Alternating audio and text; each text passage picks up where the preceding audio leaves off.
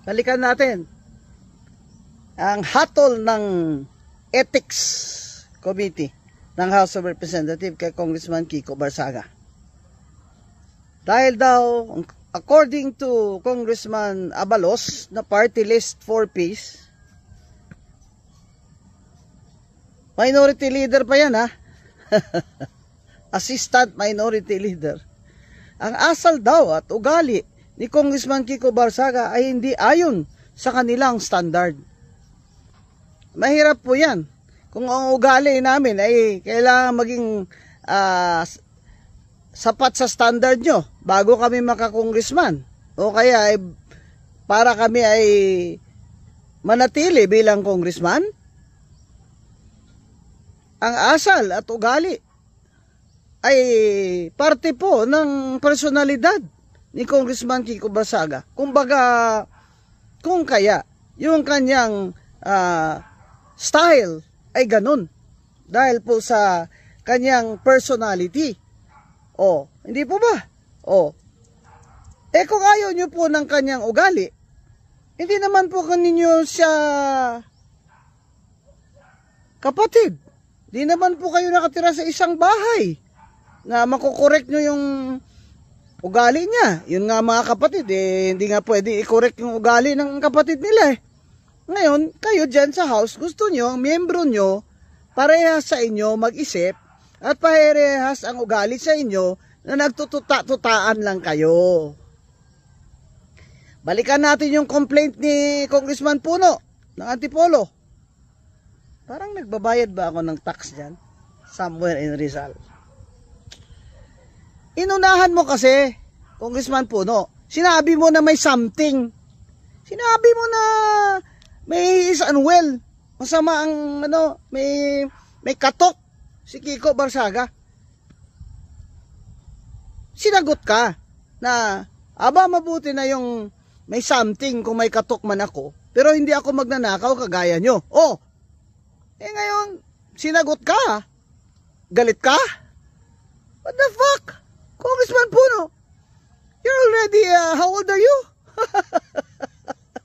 If you can't take it, don't dish it out. You can dish it out, but you can't take it? Fuck! Bakit hindi mo na lang yan tanggapin na ganyan na talaga yung bata, Congressman Kiko? Hayaan nyo siya, matalo yan siya sa Cavite. Ang ganyan ang pag-aasal niya. Let his people decide whether he should return to Congress or not. Bakit? May binasag ba siya dyan na gamit nyo sa loob? Kung kaya may misconduct siya? Nagbi-video lang naman siya dyan Hindi ba karapatan niya yan? Na nagbi-video siyang sarili niya at nagkokomentaryo siya. Isa nga sa inyo dyan nanonood nga dyan ng ng sugal. Habang nagsisesyon nanonood ng sugal o mismong tumataya sa sugal. Part 2 pa lang to ng ating tinatalakay dyan tungkol sa ginawa nyo kay Congressman Kiko Barsaga. Kung sa tingin ninyo mga congressman kayo dyan na majority, maliban dun sa 5 na nag-no vote, ay hindi tama yung asal niya. Bakit hindi nyo rin suriin dyan? May mga miyembro kayo dyan, mga congressman, na may mga kabet.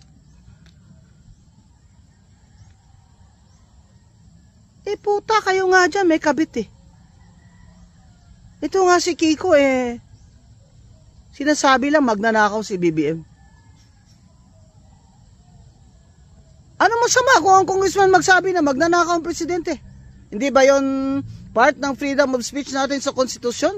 Na siyang pinapatibay ng ating saligang batas?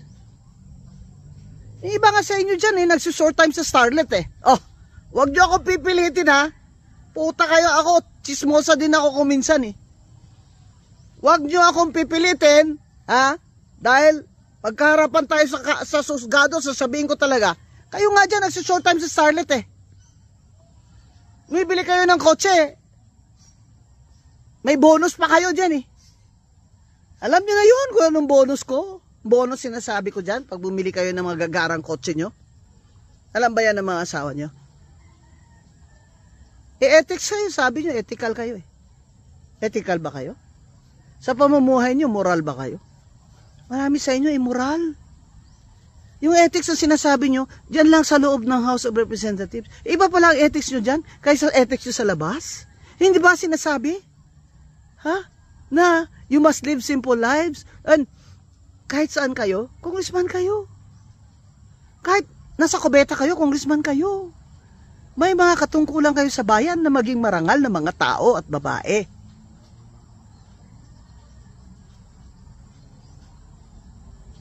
Freedom of speech. Freedom of speech ang pinag-uusapan natin dito. Hindi yung kung sino ang sa tingin nyo ay tamang ugali bago mag-congressman. Puta kayo dyan. Kung ganyan pala wala nang hindi na pwedeng magmura dyan. Kung wala ka naman minumura, nagmumura ka. Anong sinabi ng Supreme Court? Pag sinabi mo, putang! That is an expression of disgust. That is not libel. That is not slander. Kayo nga dyan, may mga kabit kayo Ba't hindi nyo kaya?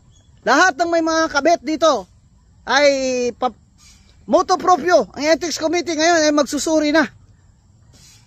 Lahat ng mga anybody, mga kababayan, sumulat kayo kay Speaker D na si ganito, si ganyang congressman may kabit. Ilagyan mo anonymous. Pero pag ikaw ay sabihin mo pinatawag ay maaari ka namang magsumite ng iyong salaysay basta nakatakip lang yung mukha mo. Kasi hindi ka naman miyembro ng House Pero kung ganyan, Ethics Committee, pwede ba, kailangan ba congressman talaga ang mag-file dyan kontra sa isang congressman din? Dapat, inayaan nyo si Congressman Kiko Barsaga. Dahil yun ang paniwala niya. Demokrasya ito. Hindi pwede ang tinatawag na prior restraint.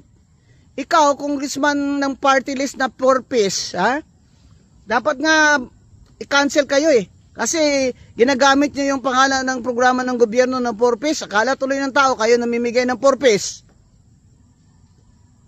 Congressman Abalos, makasalita ka para kabugado Alam mo ba yung prior restraint? Prior restraint. Hindi nyo pwedeng gawin yan. Hindi nyo pwedeng ipagbawal yan o ipa-erase nyo dyan, ipa-delete nyo kay Congressman Kiko ang kanyang lahat ng mga social media accounts dahil yan ay prior restraint. Prior restraint. Prior na, restraint pa. Anong sinasabi sa konstitusyon? Yan ay indispensable na element ng konstitusyon sa freedom of speech. Hindi mo pwedeng pagbawalan ang tao bago siya makasalita.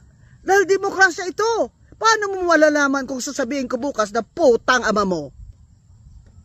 Bukas ko pa sasabihin yun. Na magnanakaw ka. Bukas ko pa rin sasabihin yun. Bakit mo ako ipapasara ang social media account ko? Kung hindi mo pa nga alam anong sasabihin ko bukas? Sana mag-file sa Supreme Court itong Congressman Kiko Barsaga na magagandang landmark case ito.